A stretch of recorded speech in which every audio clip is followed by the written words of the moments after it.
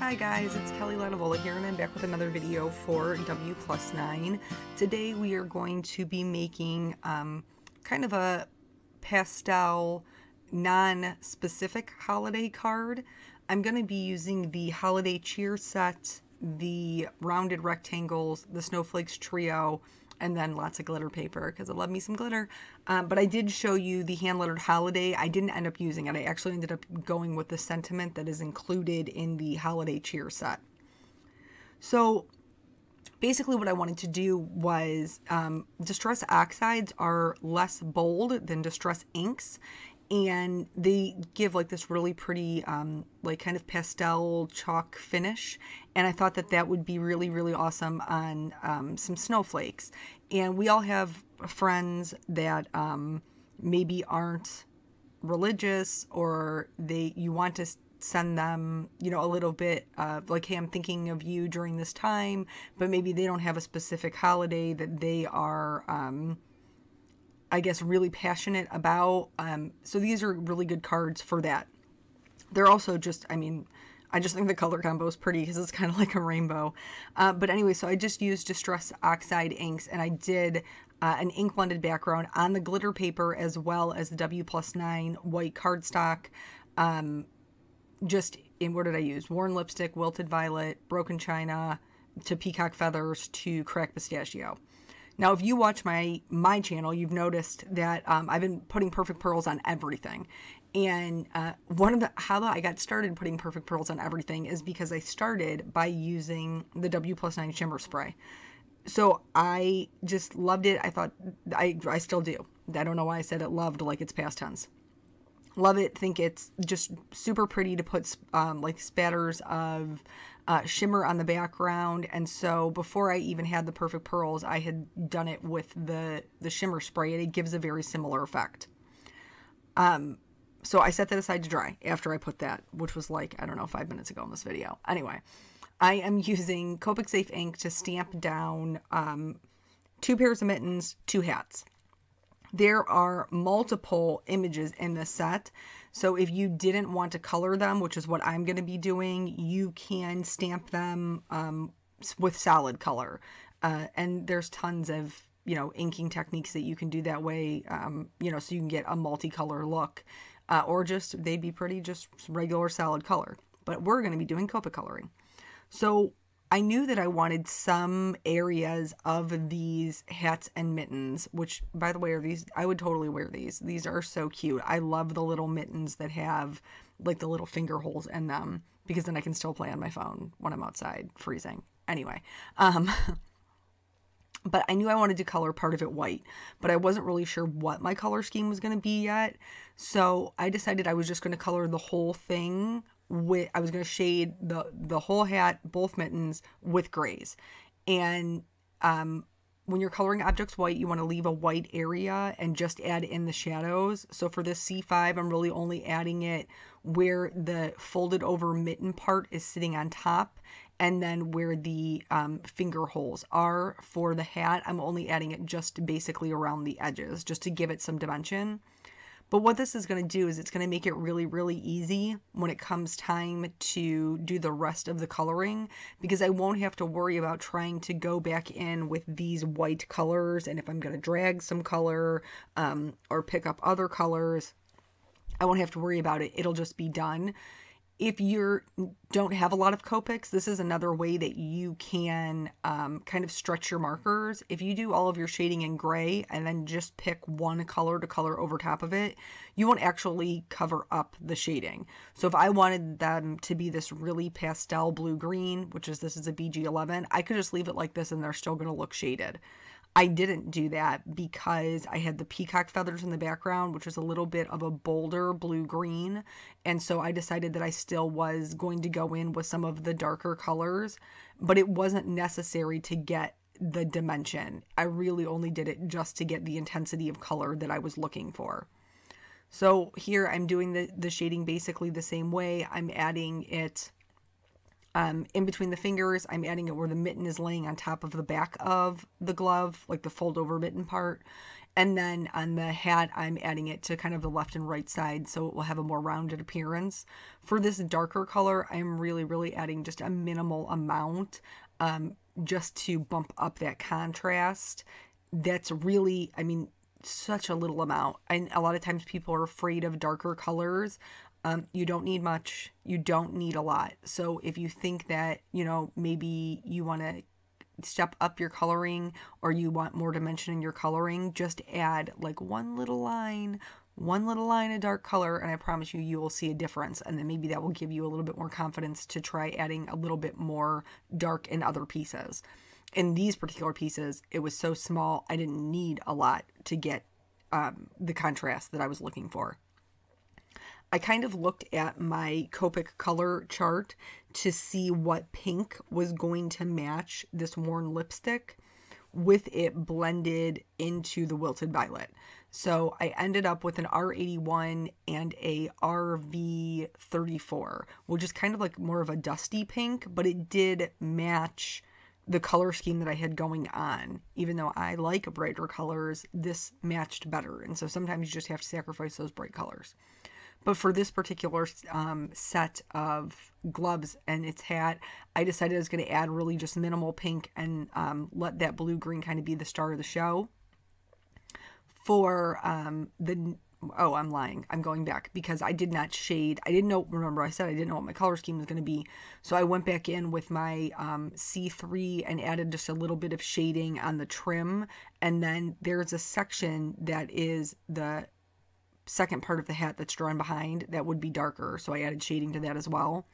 For the second set, I colored them. I left them mostly white and then added the same colors in the accents, but I wanted it to be just a little bit brighter, so I actually ended up going in with a V04 and just coloring all the areas that I had previously colored pink, just to kind of brighten them up a little bit, because I knew it was going to be on a white background and I was going to need all the color I could get. Speaking of that same set, it's a little difficult with these smaller images to make sure that they stay white. So I did end up going back in with my white gel pen just to kind of clean up some areas. Nobody will ever know the difference. I am going to outline my images. You certainly don't have to do this. It's just something I like to do. If you choose to outline them beforehand, please do it before you use the die cuts. Otherwise, you're going to be chasing them around. It's going to be a nightmare. The other thing I did before I did my die cutting was I went in with my colorless blender, because I'm a little bit sloppy when I do my coloring. I don't mean to be, but apparently I cannot, in fact, stay in the lines, and so sometimes I have to go in and clean up. That's no big deal. That's why the colorless blender exists. So I put my dies in place. I'm also going to use the largest of the rounded rectangles to cut out from the Distress ink background I created. And then I'm going to use the Snowflake trio on this glitter paper that we colored. I love this. I love this so much. There are no words to tell you how much I love this gradient on this glitter paper. It's like all of the things in the world that I love coming together. It's amazing. So anyway, lots and lots of die cutting, so much die cutting. Ran all this stuff through my Big Shot. I cut out some snowflakes also in just plain white glitter paper. I'm going to use my little craft pick just to pop out the little areas in the center. This glitter paper cuts so great, so simple, so easy. I didn't have any issues, just had to poke out those little teeny tiny ones in the center. I kind of laid out what I wanted my card to be so I could figure out where I was going to put my sentiment. And I'm putting this into my Misty so that I can just stamp it down one time and I know exactly where it's going to be, and it's going to be straight and I'm good to go. I'm going to be stamping in W+9 black dye ink, just because it's a good bold ink, and especially with all of like the kind of color and stuff we got going on here, want to make sure that we get a good crisp image. Because even though there is a lot of color and stuff going on, they are more on the clean and simple side. So here I popped this up on some Scotch foam tape. I'm going to put that on a white card base. I almost could just leave it like this, honestly, because I just love that background so much. But I am going to add in all of the die cuts that we did because they're adorable and we don't want them to have their feelings hurt that they were left out. So for the hat, the little pom-pom kind of hangs over. I popped this, so it's foam tape on top of foam tape, folks. But in order for it to be level, I needed to add 2 layers of foam tape to that pom-pom because that's not hanging over the colored part. And then I glued down my gloves. When I first glued it down, I felt like it was a little bit close to the sentiment, and thankfully Tombow Mono Multi Glue gives you a little bit of dry time, so I could just kind of scooch it over and it was no big deal. For the snowflakes, I am adhering them. The 2 larger ones are kind of going to hang off the edge, so I didn't put glue on those because I don't want that in the mail to get pressed down and end up sticking to my white card base. So just putting the glue only basically where I need it to hold. And because they're hanging over, you can kind of fluff them up a little bit so that they have some dimension, which I also really, really love that. For the smaller snowflake, because he doesn't hang, I called him a he, I just apparently decided he's a he, because he doesn't hang over the edge at all, I just put glue only in the center. Then I added some just Morning Dew Nouveau drops just to kind of accent the sentiment. For the next portion, I am going to be, I stamped the sentiment same as I did before. I put the frame in place so I would know where it was. And then I'm going to pop the frame up on some Scotch tape, just kind of like we did with the other one, where we popped up the inside piece. I will note that I did trim down this frame quite a bit so that there would be a white edge around, like a white edged border around the colored frame.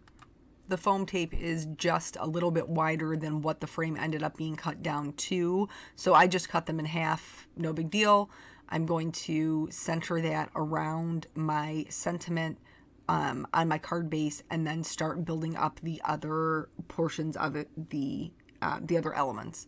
So here I decided I was going to kind of leave them in the same corner. I guess everybody kind of has a preference for how they do things. I typically tend to put things in the bottom right-hand corner or in the top left-hand corner. Very rarely do I put things in the top right-hand corner or the bottom left-hand corner. That's just me. You do whatever works for you. So I did put just a very small piece of foam tape on that hat as more of a stabilizer. For this particular card, I did have to do that quite a bit.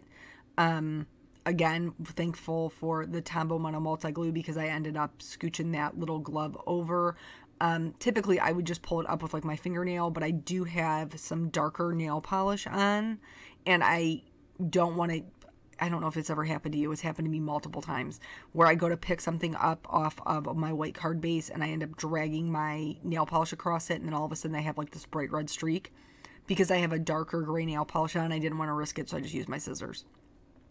I laid out all of my snowflakes so that I would know where they were going to go. That little pink one, I ended up having to just trim a little bit off the top so I could tuck it underneath the frame. This frame on the left-hand side here is where I first realized that I was going to have to do a little bit of surgery to make sure that my snowflakes were stable. I could see that it was kind of like floppy on the left-hand side, and so I cut a very, very small piece of foam tape just to stabilize it. This isn't anything, like I know it's not going to be the only thing that holds my snowflake to the card, so I'm not worried about how small they are.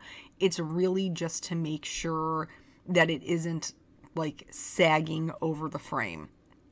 So most of the time I am just putting the Tombow Mono Multi Glue down on the sides that will be actually glued to the frame, and then just a few little stabilizers. This one was really tricky because it is such an intricate die, and that's one of the reasons why I love it, because I think the snowflake is beautiful. But in order to get that center kind of stabilized, I did have to cut some really teeny tiny pieces. I wanted to fill in the center with something, and here's where I realized I missed my opportunity to make a gorgeous shaker card.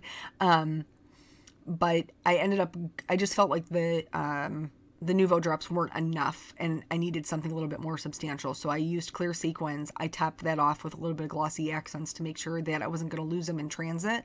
And then those are both cards. So I love when you can get a twofer. That makes me super happy. So thank you guys so much for joining me, and I will catch you on the next video. Bye.